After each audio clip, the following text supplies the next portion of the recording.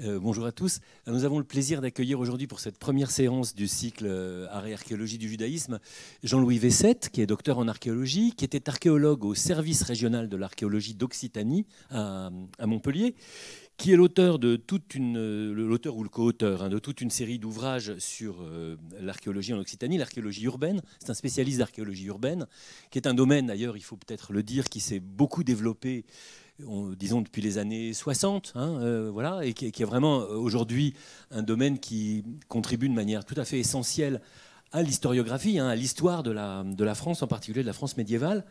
Alors il est notamment l'auteur d'un ouvrage sur Villeneuve-les-Avignon, histoire artistique et monumentale d'un village pontifical, cave coopérative en Languedoc-Roussillon, ça je trouve que ça méritait d'être nommé, c'est sympathique. Terre de feu, de songe et de lumière, titre magnifique, dans le Midi français 10e, 20e siècle, donc c'est sur la céramique, je présume. Céramique, oui. Céramique, c'est évidemment, et la céramologie, c'est un des domaines essentiels de l'archéologie depuis toujours. Poterie d'eau, les eaux de la terre, du corps et du ciel. Là, on n'a pas le temps que vous nous expliquiez, mais je vous renvoie à Internet. Et puis, plus près de nous, Montpellier, la demeure médiévale, puisque Jean-Louis Vessette a été responsable de l'archéologie au service régional de l'archéologie pour notamment Montpellier, Nîmes, Béziers, Narbonne, c'est ça ? C'est ça.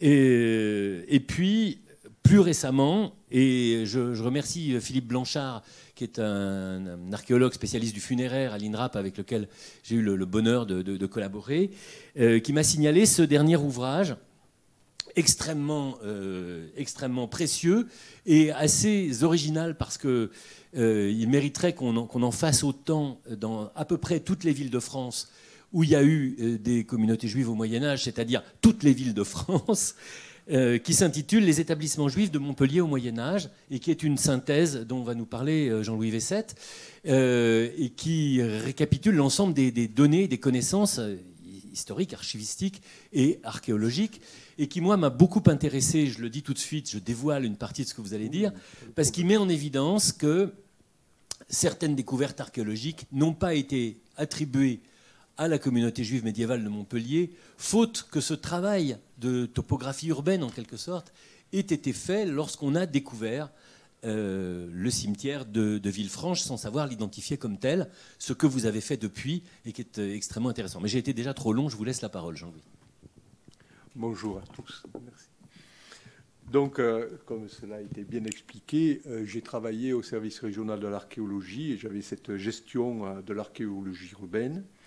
Et depuis les années 1980, la direction régionale des affaires culturelles, dont fait partie le service régional de l'archéologie, a suivi la mise en valeur d'un immeuble du 1 rue Baralerie à Montpellier, pour ceux qui connaissent, où se trouve l'ancien, j'ouvre les guillemets, l'ancien bain rituel juif. D'abord inscrit à l'inventaire supplémentaire des monuments historiques en 1991, l'édifice a été classé le 5 mai 2004 au titre des monuments historiques. Dans ce cadre, le service régional de l'archéologie est intervenu sur les vestiges conservés de l'immeuble pour assurer le contrôle scientifique des études et des travaux qui allaient être conduits. Ce fut l'occasion d'élargir l'enquête à l'ensemble des lieux liés aux Juifs de la ville pendant tout le Moyen-Âge.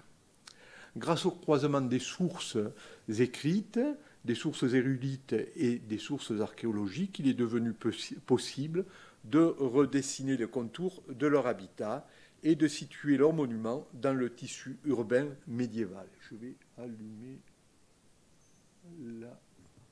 Voilà, je pense que c'est ça. Ah oui, mais comme c'est... Merci. Alors, l'étude a commencé par la lecture des ouvrages des érudits. Et à propos des édifices juifs, le chanoine Pierre d'Aigrefeuille, qui vivait au XVIIIe siècle, écrit « Le plus ancien monument qui nous est laissé, là j'ouvre les guillemets, se voit dans la maison Montade. On y trouve des voûtes souterraines qui répondent à un grand puits d'où on tirait l'eau pour servir à la purification des femmes juives. Tout alentour, elles avouaient des cabinets pour se déshabiller, et dans les murailles de ces cabinets, il y a des niches où l'on mettait le feu pour les chauffer et les lampes pour les éclairer. À côté, on trouve une plus grande voûte où il y a 4 ouvertures au haut, par où les femmes juives entendaient la prédication du rabbin, de la même manière qu'elles font encore dans la juiverie d'Avignon. Alors ça, c'est le premier texte développé par un historien à Montpellier. Il est rédigé plus de 3 siècles après l'expulsion des Juifs du royaume, et la description du chanoine suscite quelques interrogations. D'abord, on ne sait pas sur quoi il s'appuie. Est-ce une tradition orale ou des documents aujourd'hui disparus? Il est impossible d'y répondre actuellement. Toutefois, on observe que le chanoine fait référence à ce qu'il a observé à Avignon lorsqu'il explique que les femmes écoutaient le rabbin officiant dans la salle du rez-de-chaussée par des ouvertures percées dans la voûte. Cette description concorde exactement avec celle du voyageur Thomas Plater qui visite Avignon au XVIe siècle. Il écrit, j'ouvre les guillemets, « C'était un souterrain, une vraie cave, prenant jour par une salle supérieure à travers un châssis. Un rabbin y prêche aux femmes, dans la salle d'en haut, on prêche aux hommes. » Depuis le XVIIIe siècle et les écrits de Daigrefeuille, tous les historiens ont localisé la synagogue dans la même maison montade, celle où se trouve le bain juif, le mikvé. Et la juiverie est située, évidemment, dans le même quartier dit de Castelmoton. Alors, c'est dans ce quartier que l'historienne Louise Guiraud identifie même 4 juiveries successives en des lieux légèrement différents mais fort proches les uns des autres. La première dans la rue Baralerie avec la synagogue, la numéro 1, et en grisé sur le plan que vous avez en projection, vous avez indiqué le bain et l'emplacement supposé de la synagogue selon Louise Guiraud. La deuxième dans la rue Castelmoton, la troisième dans la rue Vieille Intendance et enfin une quatrième dans l'île de la Grande Loge. Alors cette multiplication des lieux d'habitat est assez déroutante, surtout que ce sont des lieux qui sont cités à des périodes fort rapprochées, ces périodes les unes des autres. Donc des questions se sont posées et surtout que par expérience, en ayant travaillé souvent sur les textes de Louise Guiraud, on a reconnu que c'était une très bonne historienne, mais en réalité une piètre archéologue, puisqu'elle situe assez mal certains vestiges qui sont très bien situés par les textes en réalité. Aussi, face à ces affirmations peu satisfaisantes, voire confuses, un retour au texte a été nécessaire. Alors avant de continuer, je vais vous faire un petit rappel historique sur la ville. Pour le Languedoc, Montpellier est une ville de création fort récente. Son nom n'apparaît seulement qu'en 985, quand un domaine du nom de Montpellier est donné à un nommé Guillain par le comte de Mauguio. En 2 siècles, Guillain et ses descendants développent leur domaine à une des plus importantes villes marchandes du rivage méditerranéen, pour cette époque. Le tournant du XIIe au XIIIe siècle s'avère décisif pour l'histoire par l'extension urbaine que la ville prend et la création d'une enceinte englobant la ville des Guillens, mais également une portion de la seigneurie voisine, celle de l'évêque de Maguelone, la rectorie. La ville des Guillens s'appelait la Bailly, on en reparlera tout à l'heure.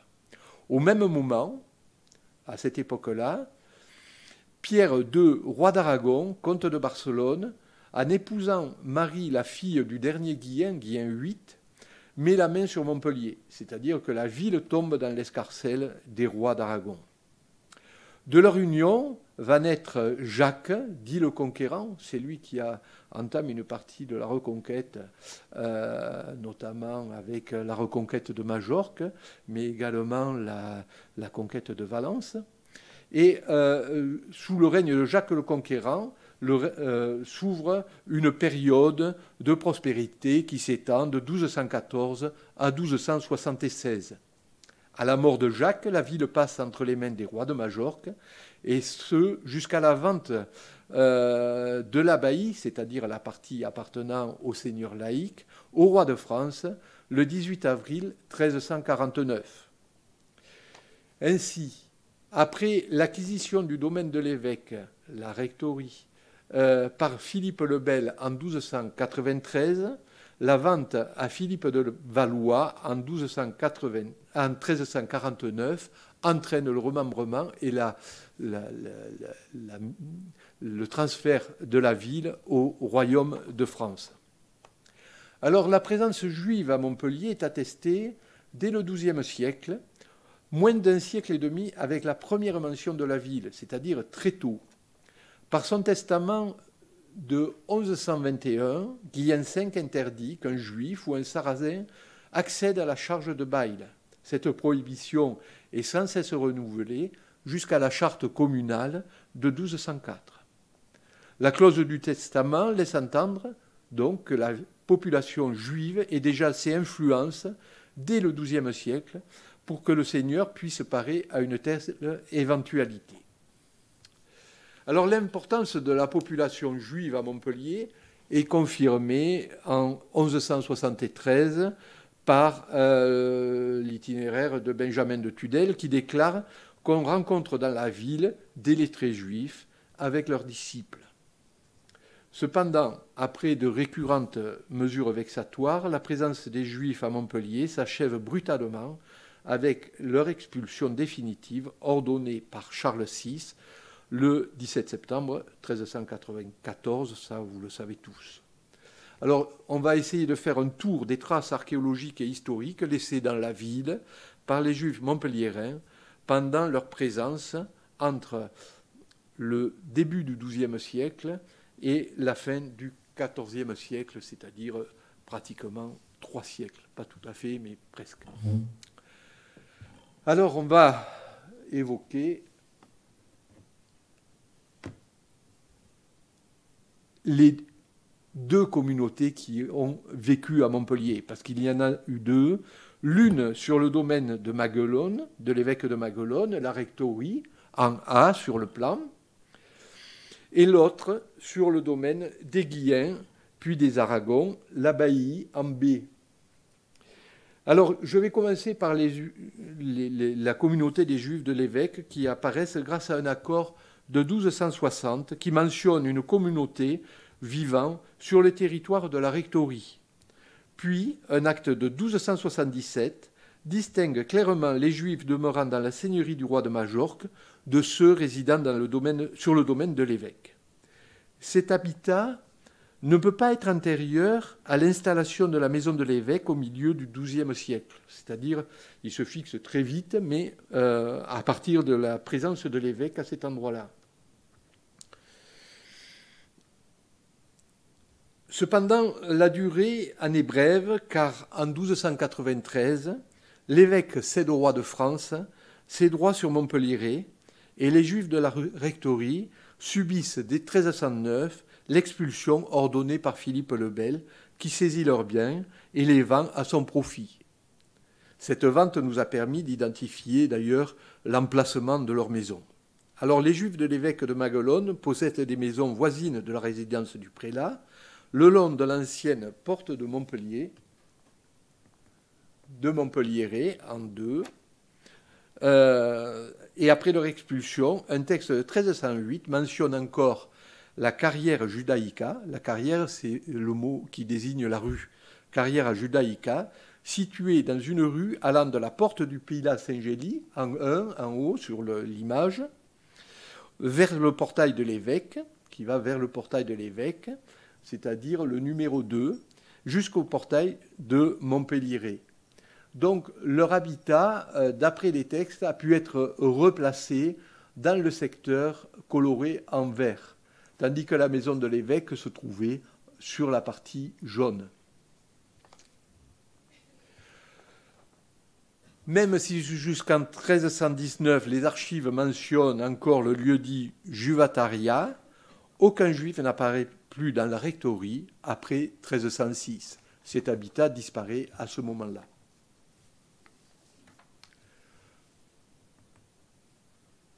Voici ce que donne la rue actuelle de la Salle-l'Évêque, l'ancienne rue de la Juiverie, à Montpellier. La maison de l'évêque se trouvait à peu près à cet emplacement, voilà, ici, là. Elle se trouvait de ce côté-là. Et l'habitat se trouvait ici et se poursuivait au-delà, mais un bâtiment a occulté l'ancienne rue au moment de la construction d'un collège de jésuites à la fin du XVIIe siècle. Alors, on a très peu d'éléments sur la juiverie de l'évêque. En revanche, on va avoir beaucoup d'informations, beaucoup plus d'informations sur l'habitat qui est beaucoup plus important et qui se trouvait sur le domaine du seigneur laïque de Montpellier, c'est-à-dire à l'emplacement du château d'Aiguillens. Je me trompe, voilà.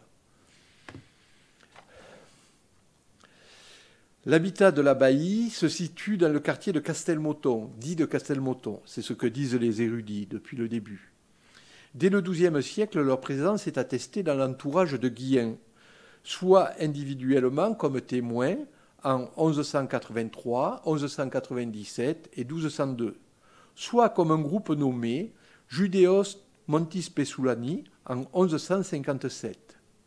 Leur installation remonte probablement au temps de Guillen VI, quand celui-ci établit son château, sa résidence, dans ce quartier, c'est le cercle jaune C, dans ce quartier en 1129. Au XIIIe siècle, la tolérance de Jacques d'Aragon, quand le domaine est passé entre les mains de Pierre d'Aragon, puis de son fils et descendant des Guillens, Jacques d'Aragon, on perçoit, la tolérance de Jacques d'Aragon se perçoit à travers diverses chartes. D'abord, en 1252, il confirme les privilèges des Juifs et demande de ne pas les molester, qu'ils soient ou non de la ville. Puis en 1258, il leur donne le droit d'acheter des immeubles dans sa seigneurie. En 1267, il affranchit de certaines taxes les Juifs de l'évêque, souhaitant élire domicile sur leur domaine, c'est-à-dire il tente de les faire s'installer sur son territoire. Enfin, en 1275, il accorde sa protection aux Juifs marseillais voulant s'installer à Montpellier. Si les Juifs de l'abbaye bénéficient de conditions de vie relativement avantageuses par rapport à ceux de la rectorie, ils n'échappent pas aux vexations comme l'obligation de porter un signe distinctif décrété en 1215 par le concile de Latran. Ainsi, le 25 octobre 1268, Jacques d'Aragon accorde aux Juifs de Montpellier les mêmes privilèges qu'à ceux de Barcelone, mais il précise que tous les signes portés par les Juifs de la juiverie épiscopale seront également portés par les Juifs de la juiverie royale. Il y a les deux, il distingue bien les deux groupes d'habitat. La population juive augmentant sur le territoire des Aragons, l'expression Aliam Judeorum Montis Pesulani apparaît en 1268 pour désigner la communauté vivant sur le domaine du roi d'Aragon. Le mot Al-Rama, rapporté de la péninsule ibérique, montre qu'à Montpellier, les Juifs sont regroupés en une communauté représentée par des syndics auprès du roi. Alors, les Juifs de l'abbaye disposent d'édifices dévolus à leur vie, tant religieuse que collective, des écoles, la synagogue, le bain. Ils jouissent aussi d'une maison de l'aumône, d'une boucherie et de cimetières. Cependant, les textes traitant précisément de ces édifices restent extrêmement rares et parfois très peu détaillés. Alors, dès 1201, une liste de taxes dues au seigneur de Montpellier note l'existence du Domus Scuolae Judeorum. C'est la plus ancienne mention d'un tel établissement dans la ville, et il faut attendre le 1er avril 1382 pour que les écoles soient à nouveau mentionnées lors de la signature d'un acte réunissant plus d'une vingtaine de membres de la communauté. En 1387, l'autorisation accordée par l'évêque de Maguelone confond les maisons abritant école et synagogue, hospecii scuola sua, se synagogam. On ne sait si les deux établissements occupent un seul et même espace ou s'ils voisinent en occupant des locaux distincts. Les écoles sont également mentionnées en 1391 dans la narration d'un supplice subi par un juif conduit depuis l'église Notre-Dame des Tables, c'est l'église principale de la ville, jusqu'aux écoles et exposé aux habitants de la ville, chrétiens et juifs. Enfin, ce sont des documents tardifs qui permettent la localisation des écoles. En effet, à la suite de l'expulsion définitive des Juifs en 1394, leurs biens sont vendus et selon le compoit de 1404, un artisan détient alors l'Escole del Jusieu, située au 6e Sainte-Croix, en l'île de Jean Pozaran. Mais malheureusement, ce n'est qu'une localisation approximative parce que l'île, c'est un îlot, mais on ne connaît pas l'emplacement exact de ces écoles.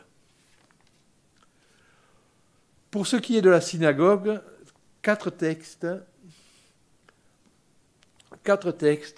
médiévaux la signalent. L'un de 1270, l'autre de 1277, un troisième de 1301 et un quatrième de 1387. Cependant, à l'évidence, la synagogue existait, tout comme les écoles, bien avant la plus ancienne des dates découvertes. Elle est d'abord mentionnée en 1270, lors d'une concession accordée par Jacques d'Aragon. Malheureusement, aucune indication topographique ne localise l'édifice. 7 ans après, en 1277, Jacques de Majorque, le fils de Jacques d'Aragon, donne aux Juifs une maison joignant la synagogue pour y installer le siège de l'aumône, sans beaucoup plus d'informations topographiques. Le troisième texte de 1301 est l'acte de vente d'une maison au lieu dit de Castelmoton, qui précise qu'elle confronte la synagogue, c'est-à-dire qu'on ne parle même pas de la synagogue, mais d'une maison qui la voisine, et la rue de la Cabanasserie au canot, allant de la Cabanasserie au canot, c'est-à-dire l'endroit où on tisse le chanvre, les cabanassiers, où on vend les toiles de chanvre, et le canot, c'est une extension de la ville. Enfin, au cours de la décennie 1380, le réaménagement de la synagogue avec un excès de magnificence provoque le courroux de l'évêque qui y voit un déploiement de luxe faisant ombrage au sanctuaire chrétien.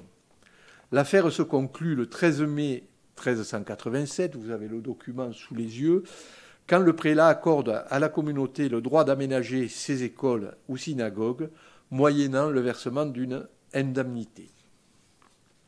Alors, le seul document qui décrit la synagogue est le document de la fin du XIVe siècle. Ces documents médiévaux ne donnent aucune information ni sur la structure, ni sur son aspect. Cette absence de caractère particulier paraît normale car la synagogue est un local d'assemblée qui doit être assez vaste pour réunir quelques dizaines de fidèles, ne se différenciant en rien à une maison ordinaire. Le texte de 1387 n'indique rien sur le caractère monumental de l'édifice. En revanche, on sait que la colère de l'évêque a pour origine le luxe du décor intérieur. Seul est évoqué le mobilier. Pluortum et armarum cum magno ornatu et artificio fabricasse cum magna numerositate lampadorum. C'est-à-dire, le mot pluortum paraît désigner l'estrade ou le pupitre, mais rien n'est certain. L'armoire correspond au lieu le plus saint de la synagogue, c'est-à-dire l'arche sainte, contenant les 5 livres de Moïse. La mention d'un grand nombre de lampes évoque également les lustres et luminaires utilisés au cours des différentes cérémonies. 2 siècles plus tard, le même Thomas Plater, dont je vous ai parlé, visitant la synagogue d'Avignon, impressionné, il note la présence, dans cette synagogue avignonnaise, d'un lustre avec plus de 100 lampes en verre remplies d'huile qu'on allume seulement les jours de fête. C'est tout ce que l'on a sur les descriptions de la synagogue. Alors, le problème va être sa localisation. Alors, pour l'érudition, il a existé à Montpellier 2 synagogues jusqu'à présent, situées en 2 lieux distincts. L'une créée avant 1365, l'autre après cette date. La première se serait trouvée dans la maison Montade, là où il y a le bain, le mikvé, où d'Aigrefeuille la place. La seconde se serait située vers la rue de la Vieille Intendance. La maison Montade faisait partie d'un ensemble de parcelles remembrées au XVIIIe siècle par un notaire. Cette maison est bien localisée grâce à un plan d'alignement de la rue. Elle se trouve ici, là, dans le cercle rouge. La distribution médiévale a pu être restituée. Voilà, de la maison Montade. La distribution, à l'origine, on accédait à la maison que d'Aigrefeuille interprète comme la synagogue,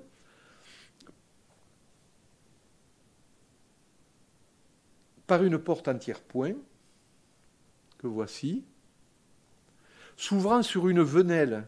Je vais revenir. Vous voyez, ici, il y a une venelle et la porte s'ouvrait au rez-de-chaussée sur cette venelle. Ah, oui. La porte s'ouvrait ici. Là, c'est le plan au sous-sol. C'est l'emprise de l'îlot, ici, avec la venelle, là. Et la porte s'ouvrait ici, au rez-de-chaussée. Là, c'est le plan au sous-sol qui va nous permettre de comprendre ce que raconte d'Aigrefeuille. Dans son sous-sol se trouve la cave, décrite comme la salle de prière des femmes, c'est-à-dire cet espace-là.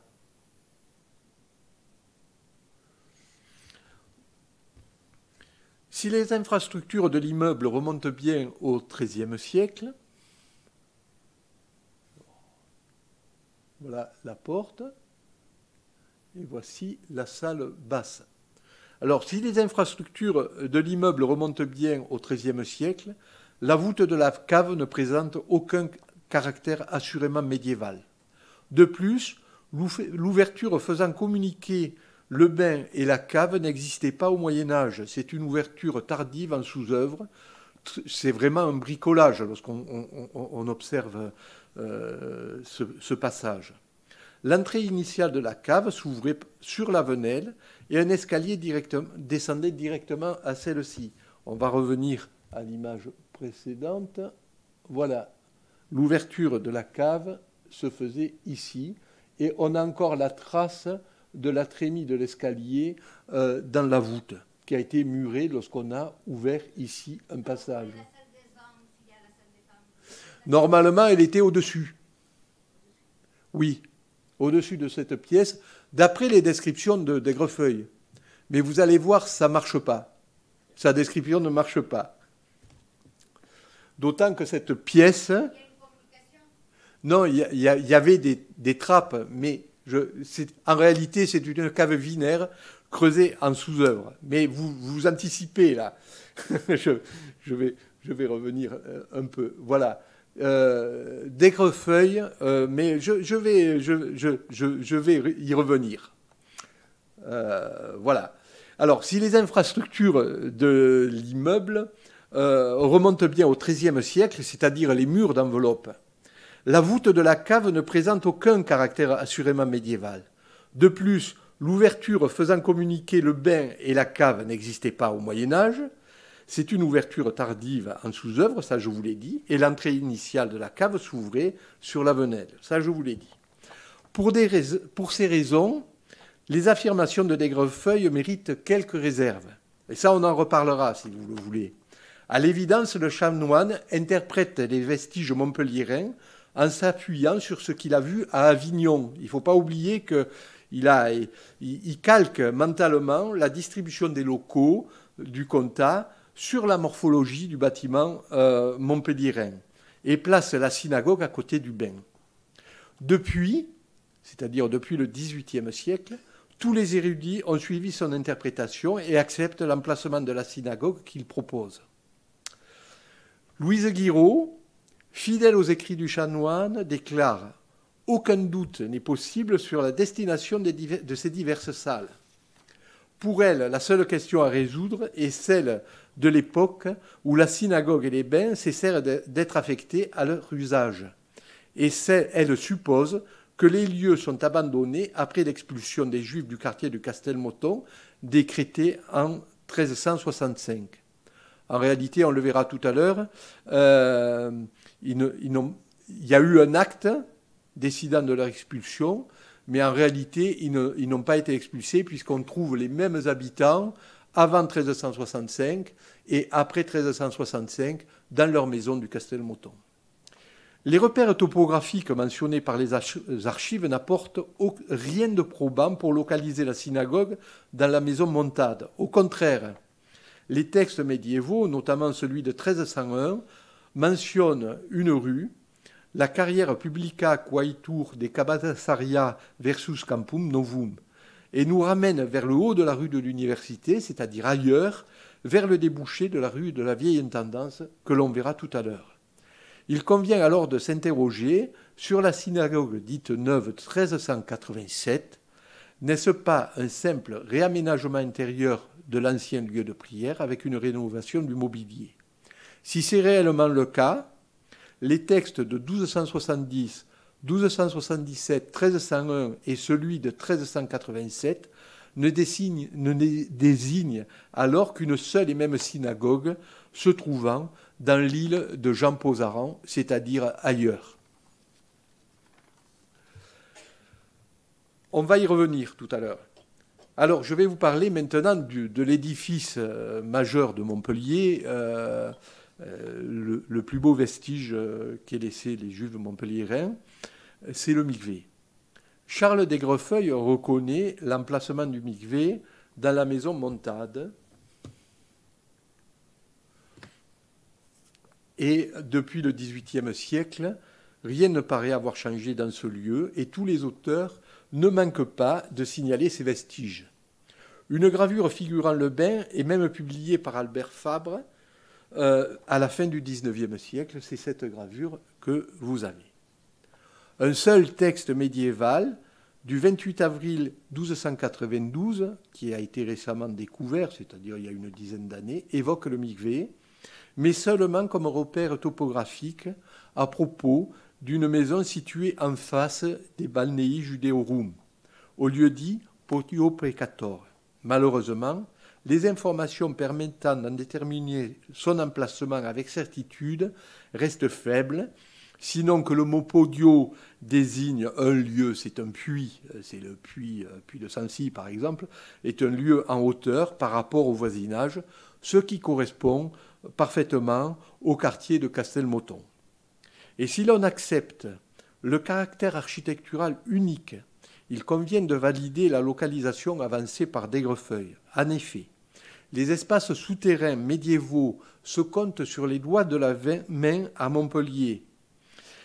Toutes les caves de la ville ont été creusées très tard, c'est-à-dire en sous-œuvre, sous des bâtiments médiévaux parfois, entre le XVIe et le XVIIIe siècle. Et ça, je vous garantis ce que je dis parce que j'ai visité la totalité, dans le cadre de mon travail, la totalité des maisons intramuros à Montpellier. Et toutes les caves que je connais, à la part 5 exceptions, sont des caves construites fort tardivement. Donc, cet immeuble renferme un espace souterrain assurément médiéval avec une source, on va le voir.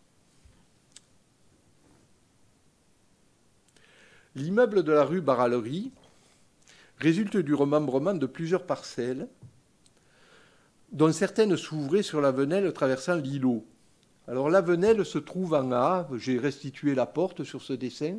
Alors pour bien comprendre ces dessins et essayer de le rendre lisible, c'est assez compliqué, il faut l'imaginer vu de dessous et c'est un écorché, c'est-à-dire les parties rouges, on a coupé dans le bâtiment pour essayer de comprendre. Hein. Donc, l'accès au mikvé se faisait depuis une porte en A, aujourd'hui murée. De là, un escalier d'une dizaine de marches descendait directement dans un couloir voûté en berceau. Au bout de celui-ci, alors je vais vous montrer l'escalier. Voilà. Au bout de celui-ci, sur la gauche, une porte s'ouvre sur une petite pièce, presque carrée, où se trouvent 2 niches couvertes d'un arc en plein cintre et 2 fenêtres géminées, que l'on va voir tout à l'heure. Cette pièce est identifiée par le chanoine d'Aigrefeuille comme étant le déshabilloir. Au-delà, la descente se poursuit jusqu'à un palier, depuis lequel des marches permettent une entrée progressive dans l'eau qui sourd naturellement des parois. L'usage du mikvé en Languedoc peut être compris à la lumière de la description qu'en fait toujours Thomas Plater lors de son passage à Avignon. On m'a montré sous la synagogue plusieurs bassins où les femmes viennent souvent se purifier en se plongeant entièrement sous l'eau, de manière à ce qu'il ne reste pas un cheveu dehors. D'après les éléments archéologiques, la construction du bain montpelliérain date bien de la fin du XIIe siècle. Depuis ce temps, l'environnement architectural a subi quelques modifications, quelques transformations qui faussent la lecture de l'édifice. La présence de fenêtres, comme celle-ci, qui est bien une fenêtre de la fin du XIIe siècle, indique qu'à l'origine, l'espace souterrain était partiellement découvert et qu'il était éclairé par la lumière naturelle, sinon on n'aurait pas eu besoin de mettre une fenêtre. Il y en a une autre de l'autre côté. L'observation révèle que la voûte ne couvrait pas la totalité du local. Voilà. Alors, zut, je me suis trompé. Cette partie voûtée est bien la partie médiévale. Elle s'arrêtait ici. Et là, au-dessus du palier, se trouve un espace qui n'était pas couvert, mais qui a été couvert ultérieurement, ici, par des plafonds de pierre. L'observation révèle que la voûte ne couvrait pas la totalité du local, et quand le bain a cessé d'être bain, il a été transformé en puits et on a posé les dalles de pierre que vous voyez, fermant une partie non voûtée, aménageant une ouverture pour permettre le puisage de l'eau, comme le montre l'usure. Vous voyez, les pierres sont usées ici et là, et ainsi que là. L'usure, et puis là également, l'usure qui résulte du frottement réitéré des cordes et des seaux. Voici pour la partie monumentale qui nous est entièrement parvenue intacte. Je vais vous parler des autres édifices qui existaient dans la ville. Les historiens notent que Jacques d'Aragon donna aux Juifs la permission d'avoir une boucherie particulière. La communauté souhaitait disposer d'un lieu spécifique dévolu à l'abattage des animaux et au débit de la viande. Vu du côté chrétien, cette décision résulte aussi des prescriptions du Concile de Narbonne de 1227 interdisant aux Juifs de vendre de la viande aux chrétiens. Cette situation a entraîné une séparation des boucheries. Cependant, elles n'étaient pas éloignées l'une de l'autre. Aussi, je suivrai l'hypothèse de Daniel Biancou, qui travaille sur la vie des Juifs à Montpellier, et qui pense que la boucherie des Juifs se trouvait dans le quartier des Marchés. En 1267, Jacques d'Aragon permet aux Juifs d'acheter un lieu où ils puissent dresser un étal destiné à recevoir leur viande. Puis en 1272, le roi concède à Salomon Cohen une voûte de pierre située sous le Mazel vieux. Le Mazel, ça désigne la boucherie en Languedoc, avec des tables dressées sous la dite voûte. Au siècle suivant, il est rappelé aux bouchers chrétiens l'interdiction de vendre ou de faire vendre de la viande aux Juifs. Les Juifs ayant pour cela un endroit réservé que Jacques d'Aragon leur avait concédé, c'est-à-dire l'autorisation est réitérée. Le Mazel Vieux se trouvait dans l'île de la Grande Loge où existait au XIXe siècle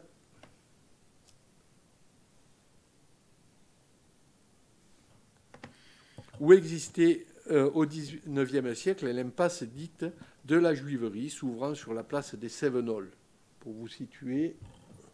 Alors, les plans que je vous montre sont des plans de la ville au XIXe siècle, parce que la ville a subi des alignements et des percées à caractère haussmannien qui ont complètement bouleversé certaines parties et le maillage de l'habitat médiéval. Donc, l'île de la Grande Loge est celle-ci. Vous avez le marché aux poissons et vous aviez la boucherie dans ce secteur-là, ici. Mais le Mazel Vieux se trouvait ici. Et au XIXe siècle, cette venelle, qui a aujourd'hui disparu, s'appelait Impasse de la Juiverie. Et je vais vous en expliquer la raison. Enfin, c'est mon point de vue. Après, tout le monde n'est pas nécessairement d'accord. La plus ancienne mention de la Jusatariée en ce lieu s'avère fort tardive. En 1505, j'ouvre les guillemets, la ville loue la maison de l'ancienne Jusatariée pour servir de boucherie les jours fériés. La boucherie ordinaire était en effet fermée ce jour-là. Et l'impasse de la Juiverie, qui est figurée sur les plans du XVIIIe siècle, en a conservé, je pense, la mémoire. Selon l'érudit Louis Grasset-Morel, qui a vu la Juiverie, enfin cette impasse de la Juiverie avant sa destruction, il explique qu'elle était précédée d'un porche ogival, c'est-à-dire on a bien là des structures médiévales. Malheureusement, avec les restructurations du XIXe siècle, tout ça a disparu. La formulation des plus anciens textes laisse supposer qu'à l'origine, le toponyme de la Venelle ne désigne qu'un immeuble, celui où se trouvait la boucherie des Juifs, plus tard affectée au débit de la viande lors des jours fériés. Et ce qui est intéressant, c'est on voit qu'on se trouve non loin de la maison Montade où se trouve le bain, et puis du quartier de Castelmoton dont on va parler, c'est-à-dire tout cet espace-là devait abriter l'habitat juif au XIIIe siècle, voire même au XIIe siècle. Le château du seigneur de Montpellier se situait ici, sur cet espace-là. Alors il a été détruit et sur une partie de cet espace a été édifié un hôtel particulier qui est devenu la mairie de Montpellier à cette époque-là, au XIXe siècle. Et alors, c'est à cause de ce toponyme que Louise Guiraud identifie à cet emplacement la 4e juiverie de Montpellier. Alors, pour compléter l'évocation des Juifs de Montpellier à cette époque-là, je vais vous dire qu'ils possédaient des vignes, quelques lopins de vignes, pour la production du vin. C'est le cas notamment de Joseph de Lunel qui, en 1259, vend ses droits sur les vignobles du terroir de Saint-Georges d'Orques. Au siècle suivant, plusieurs de ses coreligionnaires achètent en 1370 une vigne située dans la Dimerie Sainte-Croix de Selle-Neuve, c'est-à-dire dans le même secteur, contre le chemin allant à Saint-Georges. Les vignes de Saint-Georges ont produit du vin encore renommé jusqu'au XXe siècle, au XXIe siècle. Ces vignes fournissaient le raisin servant à produire le vin de la communauté. Aussi, il n'est pas étonnant de voir apparaître dans le registre fiscal de 1383, alors ce registre est intéressant, on va en parler, le livre d'imposition du vin, les noms de 28 juifs parmi les Montpelliérains assujettis à la taxe imposée sur les récoltes, c'est-à-dire sur la vendange qu'on rentrait dans la ville. Alors, ce registre va être utilisé, je vais vous le dire, pour resituer l'habitat des Juifs de Montpellier. Alors le travail de localisation des établissements a conduit une réflexion sur l'étendue du quartier juif de l'Abbaye entre les XIIe et XIVe siècles. Son étendue reste imprécise et complexe à établir en raison du manque de documents. La géographie du Castelmoton a été affinée grâce aux divers toponymes utilisés pour localiser certains bâtiments ainsi que l'habitat de l'abbaye. Alors le Castelmoton, les textes le citent souvent, et une rue en porte encore le nom de nos jours. Au Moyen-Âge, ce toponyme désigne le quartier dont les limites restent vagues. Le lieu-dit Castrum Multonem est mentionné en 1150. Si le terme castrum ou castel évoque le château, notamment le château des Guiens, le mot Multonis reste inexpliqué. Il convient d'observer que là a établi sa résidence Guyen VI, on vous l'a déjà dit, à son retour de Terre Sainte en 1129, en contact direct avec la première enceinte, c'est l'image que l'on a vue au tout début, avec la première enceinte de la ville. La présence de la demeure seigneuriale est probablement à l'origine de l'ancrage de l'habitat des Juifs dans ce secteur-là, sous la protection du seigneur laïque. Il y a un autre lieu qui est souvent mentionné, la rue des Juifs ou la Juiverie. Au cours des années 1370, 3 habitants du quartier, Jacob Frances, Daniel Frances et Samuel Lévy, ainsi que Joseph Astruc de Béziers, passent un acte dans la rue des Juifs, in carriera publica Judeorum. En 1469, 1475 et 1506 est mentionnée la carrière Jusatariae ou carrière Judaïca comme étant une rue allant du Puy des Esquilles à la rue de la Blanquerie. Alors, je vais vous le montrer, la rue des Esquilles. Le Puy des Esquilles était là et la rue de la Blanquerie, c'est celle-ci. C'est-à-dire, c'est une rue qui fait ça. Donc ça serait probablement celle-là, on va le voir. Le compoit de Sainte-Croix de 1380, c'est-à-dire avant leur expulsion, mentionne plusieurs fois la Juataria, dans laquelle est comprise l'îlot de Jean Pozaran. L'îlot de Jean Pozaran, je vais vous le situer, il se trouve ici. C'est celui-ci.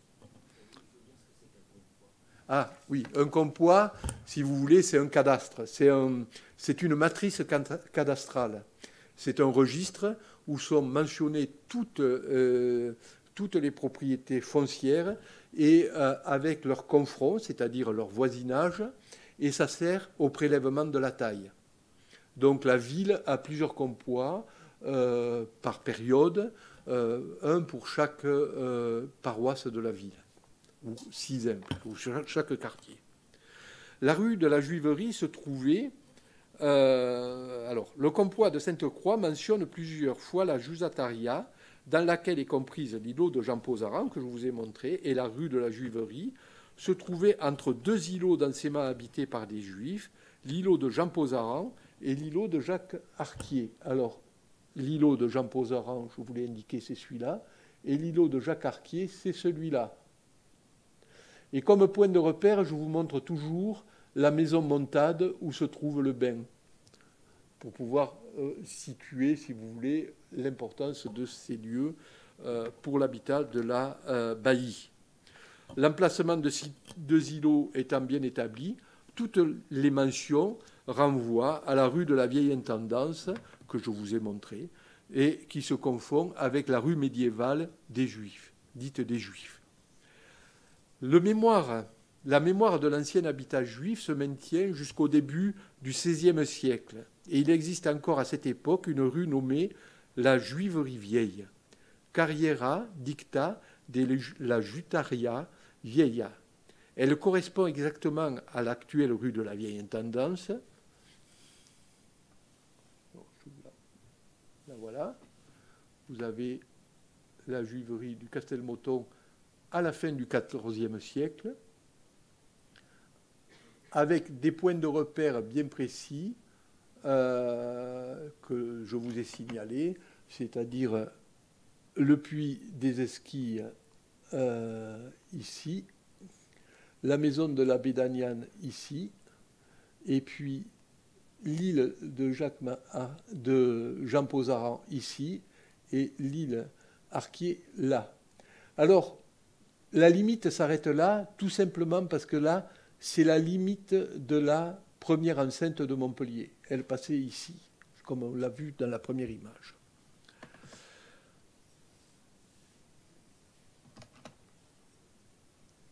Alors, je vais vous montrer à quoi ressemble cette rue de la Vieille Intendance actuellement. Malheureusement, ce n'est pas une rue médiévale. Toutefois, vous avez ici une maison qui est médiévale, qui ne montait pas plus haut que ce niveau-là. Hein, et vous avez les baies de la fin du XIIIe siècle, début du XIVe siècle, qui montrent que cet alignement est bien médiéval. Et à mon avis, mais j'anticipe un peu, je vous le dis maintenant, la synagogue et les écoles se trouvaient dans ce secteur-là.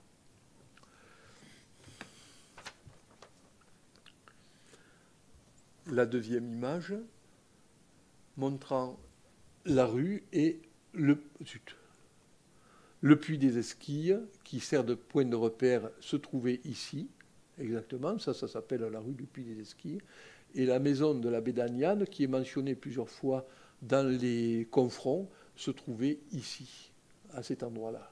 Et ceci était la rue dite de la Juiverie. Et elle correspond donc à cette rue, cette actuelle rue de la Vieille Intendance, ce que confirment les textes de 1520 à propos d'une maison localisée, j'ouvre les guillemets, proche le puits des Esquilles, dit la Juiterie Vieille. Enfin, je vais essayer de vous parler du lieu du Milgranerium, au civé Podium Peccator, où se situait le bain en 1292. Ce texte était passé inaperçu jusqu'aux années 2000 pratiquement. Le bain est situé in Podio Peccator. J'ouvre les guillemets. Ce toponyme est associé à celui du Milgranier, qui désigne un arbrisseau connu sous le nom de grenadier. On retrouve ce toponyme en 1302 dans la vente d'une maison située in loco vocato Podium Peccatoris, faisant face à deux rues. Au devant, j'oublie de vous passer les images, faisant face à deux rues, notamment une rue qui va de la maison de l'abbé d'Agnan, que je vous ai indiqué, le rond vert, jusqu'à la rue qui correspondrait au puits des Esquilles, et l'autre rue qui va du Podium Peccator jusqu'à la rue de la Blanquerie, la rue de la Blanquerie se trouvant ici, et c'est ce tronçon de rue, c'est-à-dire ça désigne une maison qui se situait par là. Et le Milgranier ou Podium Peccator, se situerait ici, donc. Or, on sait que les bains sont situés là, dans cette maison, et ça correspondrait à peu près à cet endroit. Alors, je vous l'ai déjà dit, le nom Podio Peccator, désigné en languedocien, se traduit par Puèche ou par puits dans le Massif central, c'est-à-dire la partie haute de la ville, et on se trouve effectivement dans la partie haute. Un autre lieu-dit est le lieu-dit Plan d'Encrescate, qui apparaît au centre du quartier de Castelmoton dès le milieu du XIVe siècle. Le compois de Saint-Firmin de 1404 précise le plan d'Encrescas en la carrière qui est stano Jusieu. Le mot plan désigne un petit dégagement sur la rue. Il n'y a pas de grande place à Montpellier au Moyen-Âge. Et au Moyen-Âge, on donne le nom d'un espace public, on donne le nom du principal contribuable plutôt, de cet espace, c'est-à-dire, ça serait le nom du juif Crescas d'Amancipe, qui achète le 12 mai 1301, selon les autorisations données par Jacques d'Aragon, une maison au Castelmoton donnant sur deux rues, l'une allant de la cabanasserie du Pérou, voilà, l'une allant de la cabanasserie du Pérou vers la Blanquerie et l'autre allant de Castelmoton vers la maison des Consuls. C'est le gros rond bleu. La maison des Consuls se trouvait, elle aussi, dans l'île de la Grande Loge, à côté de l'impasse de la Juiverie. Un acte de l'année suivante précise que la propriété de Crescas d'Ammassif se trouve sur la rue qui va de la cabanasserie du Pérou vers la Blanquerie, ce qui correspond à l'actuelle rue de Ratte, c'est-à-dire la rue qui se trouve désignée en bleu. D'après le compois de Sainte-Croix, c'est-à-dire ces fameux registres d'imposition de 1380, le plan d'Ancrescas se situait entre la rue de l'île de Jacques Arquier et l'île Jean Pozaran. Je vous rappelle que ces îlots sont ici, Jean Pozaran et Jacques Marquier, qui occupaient tout cet espace-là. Donc, ça se situe entre ces îlots. Donc, il est fort probable que les maisons de Crescas d'Ammassif se soient trouvées à cet endroit-là. Il s'identifierait soit au carrefour formé par les rues Castelmoton et du Figuier, soit du côté de la rue de la Blanquerie, au carrefour des actuelles rues de l'Université et de la rue de Ratte. Et ainsi, en replaçant progressivement les pièces de ce puzzle, qui est un peu compliqué à retrouver, puisqu'on n'a pratiquement pas de documents graphiques pour ces périodes-là, on n'a que des noms de rues ou des noms d'îlots qui, malheureusement, changent d'une génération à l'autre. L'unité de le Castelmoton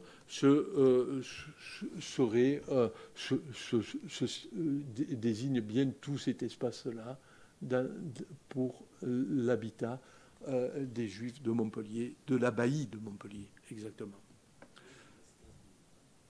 Je vais aller vite. Je vais peut-être sauter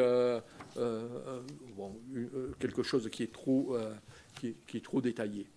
Bon, il m'a semblé intéressant de dire que d'évoquer les métiers exercés dans l'abbaye et surtout de vous dire que le notaire qui exerçait sa profession habitait qui exerçait sa profession au XIVe siècle, habitait dans cet îlot. Là se trouve l'îlot Arquier et l'îlot de Jean Pozaran, et la rue des Juifs se trouvait ici. Et ce notaire a collecté énormément d'informations. Le quartier est parcouru par des andrones qui, au Moyen-Âge, donnaient accès au cœur de l'habitat, c'est-à-dire des sortes de venelles, des sortes de traboules, si on était à Lyon. Et ces cœurs d'îlots abritaient une intense activité artisanale et commerciale liée au négoce des cuirs, au négoce du textile, et dont la toponymie a conservé la mémoire avec les rues de la Sabatterie, la rue des Cordonniers, c'est-à-dire, et puis par exemple la rue Baralerie, c'est-à-dire des tonneaux, et puis aussi du commerce des toiles et des chanvres avec la rue de la Cabanasserie. Dans ces îlots, juifs et chrétiens se côtoient et s'adonnent aussi au négoce de la soie et à sa teinture en vert et noir et rouge. La toponymie rappelle cette activité avec la rue de la Teinturerie qui se confond avec l'actuelle rue du Castelmoton. Ainsi, dans la maison du cabanassier Jacques Arquier, qui a donné son nom puisque c'était le principal contribuable même, se trouvait à la rue de Castelmoton, autrement nommée la rue de la Teinturerie. Il est question de sa maison située dans la rue du Castelmoton, Civet, c'est-à-dire, ou autrement dit, carrière de la teinturerie. La teinturerie est une activité prospère dans le quartier, à laquelle s'adonne en 1269 Crescas d'Aix, un autre juif, courtier en étoffe d'écarlate, et en 1293, plusieurs habitants du quartier sont qualifiés de teinturiers. Un élément archéologique témoigne de cette activité. Lors des opérations archéologiques dans l'immeuble de la rue Baralerie, il a été mis au jour une construction circulaire indubitablement datée du XIIIe siècle et qui est conforme. Elle fait quand même 3,40 m de diamètre. Elle est exactement semblable à une des cuves de teinturier découvertes quelques années auparavant dans un quartier de Nîmes. Et c'est vraiment un bassin probablement de teinturier.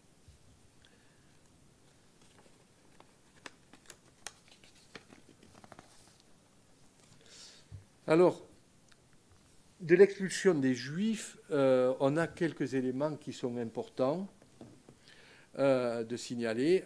D'abord, celle de 1306, et leur retour dans le royaume est autorisé en 1315 par Louis le Hutin. Ils sont à nouveau expulsés en 1323 et leur exil de France dure jusqu'en 1359. Cependant, il ne faut pas oublier qu'une partie de la ville dépend du roi de Majorque. Et on ignore totalement l'impact que ces expulsions ont pu avoir sur l'abbaye avant la vente de Montpellier à Philippe de Valois en 1349. Cependant, le silence des archives semble attester l'absence de Juifs à Montpellier entre 1323 et 1359. Leurs conditions, de toute façon, se dégradent avec la longue période de crises successives du milieu du XIVe siècle. Le 6 octobre 1362, les consuls se plaignent qu'ils ne portent pas de marques notables pour les distinguer. Le 27 décembre de la même année, un mandement oblige tous les Juifs à porter le signe distinctif. Enfin, par des lettres du 18 janvier 1373, il est rappelé aux Juifs l'obligation du port de la rouelle, moitié rouge, moitié blanc, sur leurs habits ou manteaux, en lieu qu'elle puisse être parfaitement vue. Enfin, afin de limiter leur contact avec les chrétiens, le 6 mai 1368, un puits leur est attribué avec interdiction de boire une autre eau.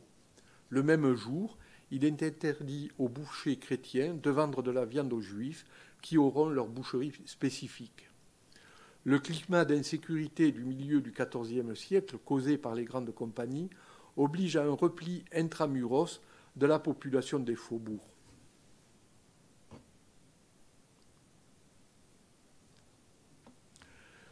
À cette époque, le duc d'Anjou demande alors, le 18 juin 1365, de déplacer les Juifs du Castelmoton, jugés plus spacieux et sains dans la ville que d'autres secteurs, et il demande de les déplacer vers la rue de la Vacquerie, près de la porte de la Sonnerie. Je vous indique, la rue de la Vacquerie est en bleu et le Castelmoton est dans la zone verte. Cependant, l'ordre, je vous l'ai déjà dit tout à l'heure, n'a pas été suivi des faits. Et d'après les minutes du notaire Pons-Emery, qui vivait au Castelmoton, il n'y a pas eu d'interruption d'habitat des Juifs du Castelmoton entre 1360 et 1390, les années 1390. Donc cet ordre qui a bien été édicté ne semble pas avoir été appliqué. On va quitter le noyau urbain pour aller en périphérie de la ville, et notamment pour traiter des nécropoles de Montpellier, des nécropoles juifs de Montpellier. Il convient donc de localiser ces cimetières, et c'est important, on en a parlé au début de cette communication rapidement. Les archives permettent de repérer sur la commune 3 nécropoles.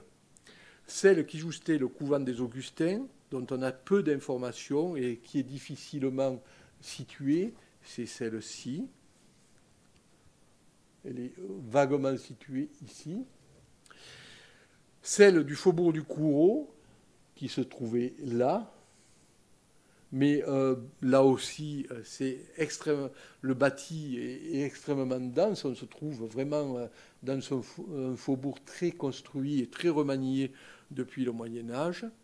Et enfin, celle de Villefranche, qui se trouve ici là-haut, aux confins. La limite de la seigneurie de Montpellier passait par ici. Donc on l'a mise aux confins de la seigneurie. Alors au XIIIe siècle, les Juifs de Montpellier, demeurant dans deux quartiers différents, dépendant chacun d'un seigneur distinct, il serait logique que chaque communauté possédât son cimetière. La communauté demeurant sur la rectorie disposait apparemment d'un cimetière au-delà du faubourg du Pilat-Saint-Gély, c'est-à-dire après avoir franchi le pont enjambant le Verdançon. Il s'agit du cimetière des Augustins, qui apparaît au milieu du XIIIe siècle, à la suite d'une protestation des religieux de ce couvent. Et il s'adresse au pape Alexandre, qui écrit au consul de Montpellier pour dire que les Augustins se plaignent, là j'ouvre les guillemets, que les Juifs de Montpellier se faisaient ensevelir le long de leur réfectoire. Ceux qui trouvaient ça assez désagréable. Le souvenir de ce cimetière se maintient plus de 150 ans après, avec le nom du lieu dit al cimetière des Jusiou, et un plan, voici le texte, et un plan du XVIIIe siècle situe approximativement ce couvent. Malheureusement, tout ce quartier est totalement urbanisé et plus aucune trace ni point de repère précis permet de localiser l'emplacement de ce couvent et en conséquence permet de localiser ce cimetière. Le cimetière du Coureau est le deuxième cimetière identifié et celui situé à un endroit, ici, donné à l'abbaye de Valmagne le 7 juin 1263 par Jacques d'Aragon. D'Aigrefeuille explique qu'il fut passé un compromis entre l'abbé et la communauté des Juifs par lequel les Juifs approuvent le don de leur cimetière fait par le roi au collège de Valmagne et l'abbé donnera 10 livres pour faire retirer les ossements de leurs morts et les installer ailleurs. Malheureusement, si la toponymie a conservé le souvenir de cette nécropole jusqu'à la fin du XIVe siècle, on n'a aucun moyen de le situer avec une grande précision. On sait seulement que ça se situe, on peut le replacer, mais grossièrement. Et chaque fois qu'il y a eu des chantiers dans ce secteur-là, j'ai demandé à ce qu'il y ait des sondages effectués dans le sous-sol, et on n'a jusqu'à présent trouvé aucun vestige, d'autant qu'on trouve très tôt le substrat géologique. Enfin vient le cimetière de Villefranche. Ce cimetière est probablement le lieu où ont été déménagés les ossements du Coureau. Alors, un plan du XVIIIe siècle indique à cet endroit et là, cimetière des Juifs. Ensuite, ce plan représente des détails topographiques qu'on peut recaler sur un plan plus récent. Voici le petit exèdre qui est signalé, le carrefour qui est signalé, et le jardin Farel qui est ici, qui était désigné comme étant le cimetière des Juifs. Alors, selon Gariel et d'Aigrefeuille, ce n'est qu'en 1319 que le roi Sanche accorde aux Juifs la permission d'acquérir une terre pour y établir un cimetière pour ceux de leur nation. Le cimetière juif de ce faubourg est mentionné plusieurs fois en 1329, 1347, 1374 dans le terroir de Boutonnet, avec le lieu-dit cimetière des Juifs. Les Compois et d'autres textes du XVe siècle le localisent le long du chemin public allant de Boutonnet à Saint-Antoine, c'est-à-dire ce chemin-là. Et en 1487, allant de la porte de Villefranche vers Montferrier, la porte de Villefranche étant ici, c'est... attendez, je me trompe. Ici, c'est la route qui va vers Montferrier, c'est bien la même route. Et le Val de Montferrand. Enfin, en 1492, un acte dit que le cimetière des Juifs joint le chemin allant au terroir de Roqueturière. Roqueturière se situant par là, c'est ce chemin-là qui est désigné, et ça confirme cet emplacement. En fin d'Aigrefeuille, le fameux chanoine rapporte les découvertes faites par un habitant de la ville, j'ouvre les guillemets, hors la porte du Légacieux, entre les récollets et boutonnés, où faisant remuer de la terre pour les travaux de son jardin, il trouva grand nombre de tombeaux et de corps morts, qui avaient tous une bague au doigt et des bandelettes autour du corps. Ce qui lui ayant donné la curiosité d'aller consulter les registres de l'hôtel de ville, il trouva que ça avait été un cimetière des Juifs. Reprenant les indications du chanoine, l'historien Grasset-Morel explique que ce cimetière correspond au jardin dans lequel a été bâti le petit séminaire. Effectivement, c'est là qu'a été bâti le petit séminaire au XIXe siècle, qui a longtemps été désigné sous le nom de jardin Farel, et le plan du XVIIIe siècle montre le jardin Farel, son ancien propriétaire, Farel étant une famille montpelliéraine. Un plan du XVIIIe siècle, je vous l'ai montré tout à l'heure, localise précisément le carrefour à l'angle des rues de Nazareth et du 81e régiment d'infanterie, à l'emplacement de l'actuel lycée d'excellence. Ce cimetière est volontairement implanté aux confins de l'abbaye, dont la limite suit exactement les limites de la seigneurie. Donc là, je vais conclure rapidement. La relecture des textes livrés par l'érudition ainsi que le dépouillement des fonds d'archives, parce qu'un bon nombre de ces documents ont été découverts récemment, permettent d'avoir une vision plus précise des établissements et de l'habitat des Juifs de Montpellier entre XIIe et XIVe siècle. 2 juiveries aux destinées différentes ont existé. Toutes les 2 sont établies auprès de la résidence des seigneurs des lieux, l'une dans la rectorie, près de la maison de l'évêque de Maguelone, l'autre dans l'abbaye, aux abords immédiats de la résidence des Guillem. La situation des Juifs de l'abbaye se regrouper en une arama disposant de représentants auprès du roi d'Aragon s'avère plus favorable que celle de ceux de la rectorie. Ils bénéficient d'établissements, écoles, synagogues, maisons de l'aumône, bains et boucheries, dans un quartier qui s'étend de la rue de la Vieille Intendance, jadis nommée de la Juiverie, jusqu'à la rue de la Barralerie, où les Juifs et chrétiens se côtoient. Il n'existe pas de ghetto à Montpellier. Les écoles disposent d'une maison, au moins dès 1201 et certainement avant.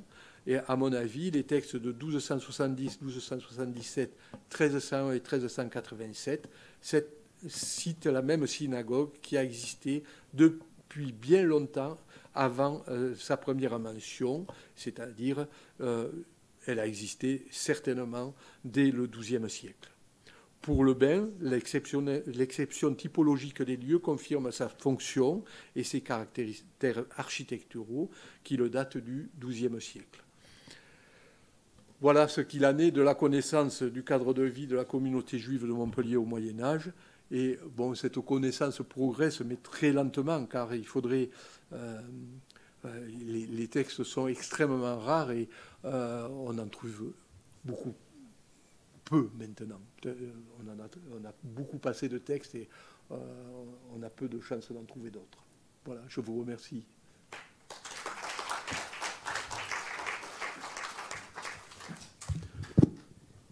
Merci beaucoup, Jean-Louis Vessette. En réalité, vous nous avez dit beaucoup de choses et vous avez exploité beaucoup de textes.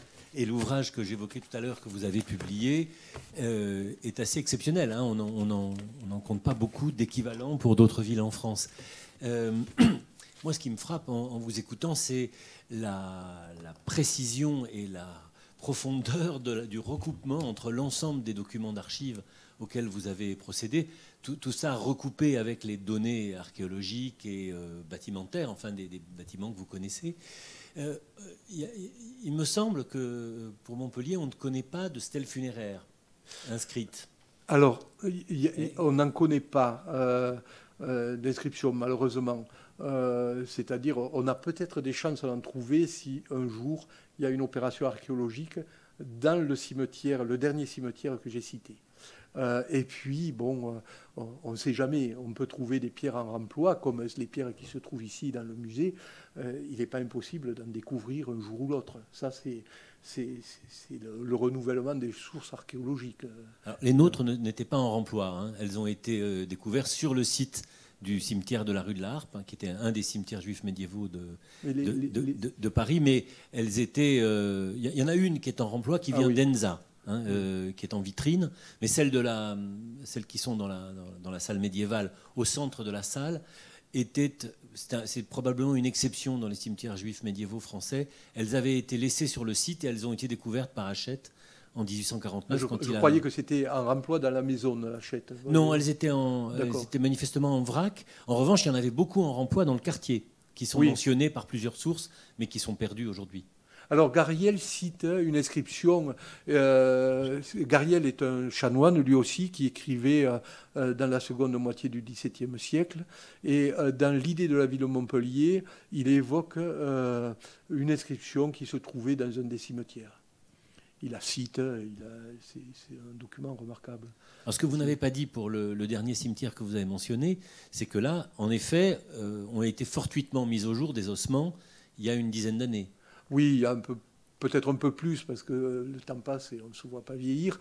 Un jour, on m'a appelé au bureau en me disant, vous savez, on a découvert des ossements, il faudrait que vous veniez voir, parce qu'on pense que ce sont les restes de résistants qui ont été fusillés, puisque le jardin Farel est devenu... Enfin, c'était d'abord le cimetière des Juifs, puis c'est devenu un jardin, puis petit séminaire et enfin caserne. Et sous l'occupation, ça est devenu le siège de la milice et on a supposé que c'était des résistants. En réalité, les ossements étaient très érodés et il s'est avéré que c'était des ossements qui appartenaient à un cimetière certainement médiéval. Mais on n'a pas pu faire de vérification. C'était une tranchée très étroite pour déposer une toute petite canalisation et on a demandé que les restes des défunts soient remis à leur place pour refermer Mais on ne savait pas qu'il y avait le cimetière des Juifs à cet endroit-là. C'est a posteriori qu'on s'est rendu compte qu'il y avait un cimetière médiéval à cet endroit-là. D'où l'importance de ce travail. Vous avez une question à droite. Bonjour. D'abord, merci beaucoup pour cette conférence fort fournie de documents, de références très enrichissantes. J'aurais deux questions. D'abord, et une remarque. D'abord, est-ce qu'on sait comment arrivait l'eau dans ce mikvé? Par où? Comment le mikvé était fourni par l'eau? D'eau, parce que... Je réponds tout de suite. Oui. À cette question, puis vous allez me poser la seconde, sinon je vais m'oublier. Alors, actuellement, l'eau arrive toujours. Lorsque le puits, pour le puisage de l'eau, a été abandonné, ça s'est remblayé. Alors, il y avait un hydrogéologue qui travaillait à Montpellier, qui s'est posé des questions. Malheureusement, il est décédé avant d'avoir fini son étude, mais il s'est poursuivi à l'Université des sciences de Montpellier. On se trouve dans un contexte géologique particulier. Ce sont des sables et des grès astiens au niveau géologique. Et de temps en temps, il y a des poches d'argile qui séparent. Et alors on se trouve dans une situation très particulière où parfois, à une altitude fort élevée dans la ville, on trouve un niveau, une nappe phréatique assez élevée en altitude. Ce sont des eaux qui suintent naturellement des sables et des grès astiens. Ça, c'est un premier point. Et ça a toujours intrigué cet ami qui était géologue, parce que si on prend le niveau, le NGF, de la nappe phréatique du mikvé, l'eau, si on maintenait le niveau de la nappe sur le reste de la ville, l'opéra de Montpellier serait noyé. Donc, c'est très curieux. Il y a des puits où l'eau est très haut et d'autres endroits dans la ville, l'eau est très profonde. Il faut creuser très profond pour obtenir de l'eau. Parce que les maisons de Montpellier étaient alimentées que par des puits à l'origine, au Moyen-Âge. Votre deuxième question, je ne sais pas si j'ai répondu. Ce qui me ramène aussi à la remarque avant la deuxième question, si vous permettez. Je ne sais pas qui vous avez cité qui disait que ce bain aurait été transformé en puits. Moi, je me demande si ce n'est pas le contraire. si le bain n'était pas un puits à l'origine. Parce que pour construire, pour un mikvé, pour que le mikvé soit utilisable par les juifs, selon les rites juifs, l'eau doit provenir d'une source vive ou de l'eau de pluie. L'eau doit être. Les règles sont très strictes concernant l'alimentation du mikvé par l'eau. Je vais peut-être juste reprendre la parole pour dire que les cas de mikvé et de mikvaot au pluriel en France, où on a la nappe phréatique et non pas une source vive, comme dit Madame, sont très fréquents en vérité. Hein. Donc là, la réalité archéologique est plus prégnante, si vous voulez, que la norme religieuse. C'est à vérifier. Pour ce qui est de la transformation, au niveau chronologique des constructions, la fermeture pour le transformer en puits est postérieure à l'usage du bain. Si vous voulez, les pierres sont venues après. Je crois que c'est pour dire ça que c'est postérieur. Mais parce que c'est venu par-dessus. D'accord. Il y a une stratigraphie, vous avez si vous cité voulez. Thomas Plater à 2 reprises. Oui.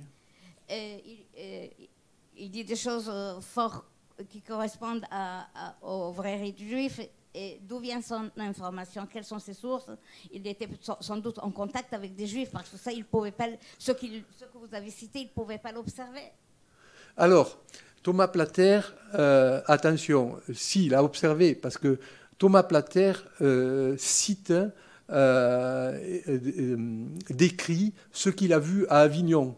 Or, Avignon n'est pas dans le royaume à cette époque-là. Il n'a pas vu des femmes se baigner et que les cheveux ne flottaient pas. Excusez-moi. Non, mais... Excusez-moi, si je peux revenir là-dessus sur les questions de Madame. La définition des eaux juives, des eaux vives dans le judaïsme, qui alimentent un mikvé, ça veut dire que c'est des eaux qui ne sont pas amenées par des canalisations, mais justement par la nappe phréatique. C'est exactement la définition d'un mikvé. Madame, excusez-moi, mais... On va peut-être passer à une autre question, parce que... Et par ailleurs, la source de Thomas Plater est extrêmement connue et fiable. Et il y a d'autres... c'est un phénomène... on sait qu'au XVIe siècle, il y a un certain nombre de voyageurs qui visitaient des quartiers juifs. Et c'est une source tout à fait fiable. Il y a aussi Montaigne, alors là, c'est à Rome. Et même s'il n'a pas vu les personnes effectivement, il n'a pas vu les femmes se baigner, il a pu avoir des informations assez précises. Et toutes les autres données qui ont été données par Thomas, toutes les autres comparaisons, comme par exemple cette histoire de salle des femmes communiquant avec la salle supérieure, on sait que ça correspond par d'autres, que c'est attesté. Alors je le dis pour Jean-Louis Vessette, c'est une remarque de Claire Decombes, qui est la conservatrice de la collection historique du musée, la responsable de la conservation.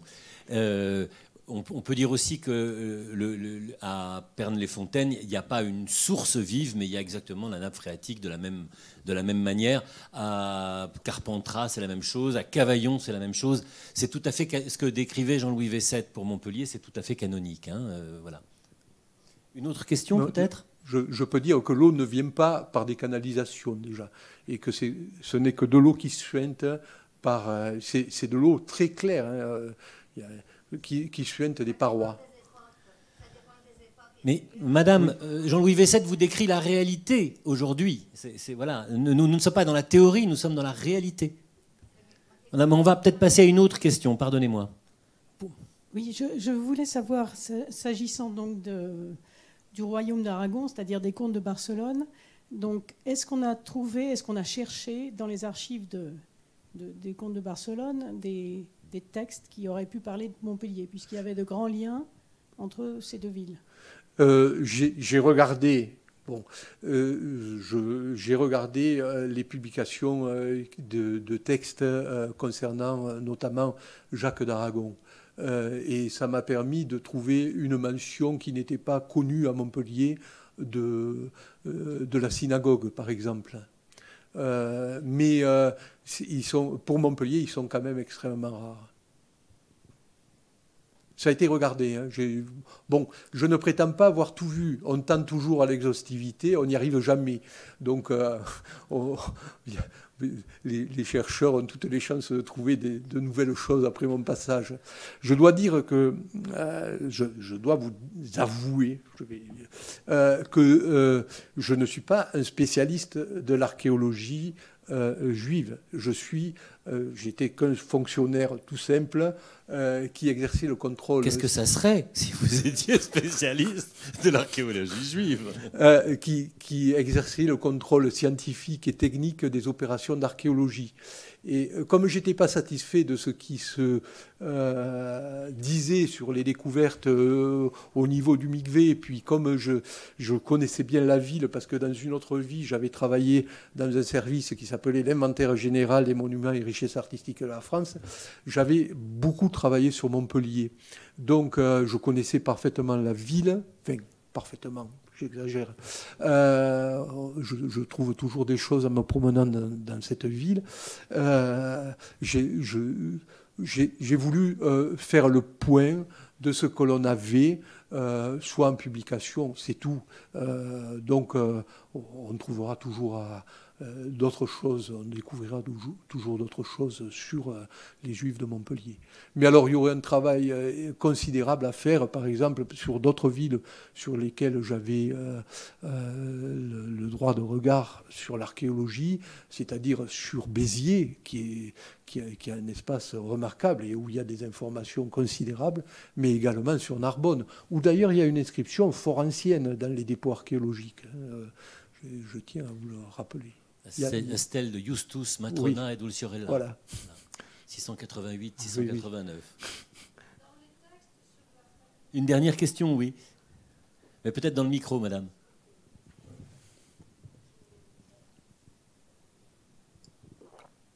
Dans les textes sur la faculté de médecine, où il y avait beaucoup de médecins juifs, on n'a rien trouvé ?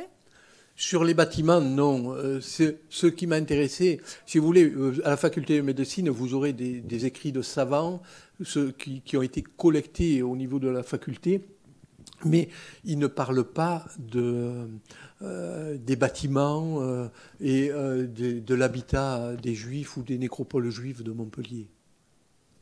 Mais au niveau des textes ? Non plus ? Non plus, non.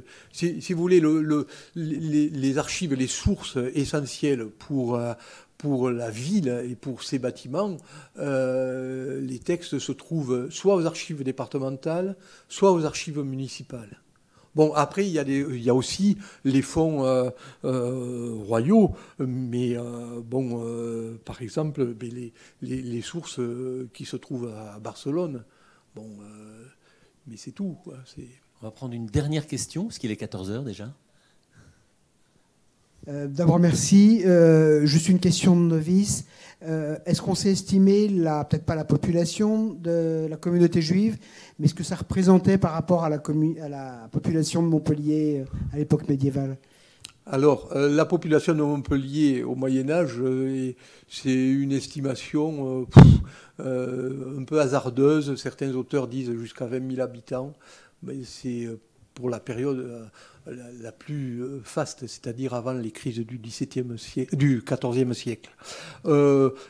Pour les textes que j'ai dépouillés systématiquement, que ce soit le livre de comptes de l'entrée des récoltes ou le registre de notaire de Pont-Saint-Méric, j'ai compté 90 individus.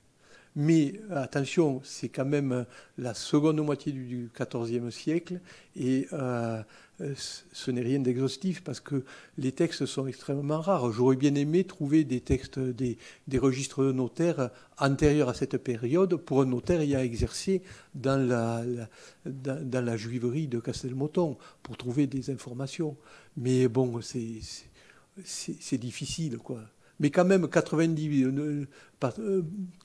noms, c'est quand même conséquent. 90 noms, 90 feux ? Oui. Oui, donc peut-être attention, faut multiplier par 5. Oui, parce que ce sont des gens qui ont pouvoir de contracter, c'est-à-dire passer un contrat. Ce sont des majeurs, et des chefs de famille. Donc il y a tout le reste de la famille qui, eux, qui ne signent pas. Donc on est peut-être autour de 500 personnes sur oui, 20 000 voilà, habitants. oui, c'est tout à fait raisonnable. Ça sera le mot de la fin. Merci beaucoup, Jean-Louis Vessette. En réalité, vous avez beaucoup éclairé, quoi que vous en disiez. Merci à l'équipe de l'auditorium, Sophie Andrieux, Joseph Hirsch et Antoine Erard. La prochaine conférence, c'est une conférence de Sonia Fellous, le 19 novembre, sur l'art des manuscrits hébreux en France au Moyen-Âge, qui devrait être évidemment très intéressante sur le plan iconographique. Mais celle-là était très intéressante aussi visuellement. Hein, voilà. Merci beaucoup, Jean-Louis Vessette. Si vous voulez, l'ensemble, le petit fascicule est consultable sur Internet et téléchargeable sur le site de la Direction régionale des affaires culturelles de Montpellier. Oui, si on fait les établissements juifs à Montpellier au Moyen-Âge, on tombe dessus sur Google très facilement. Merci beaucoup. Merci.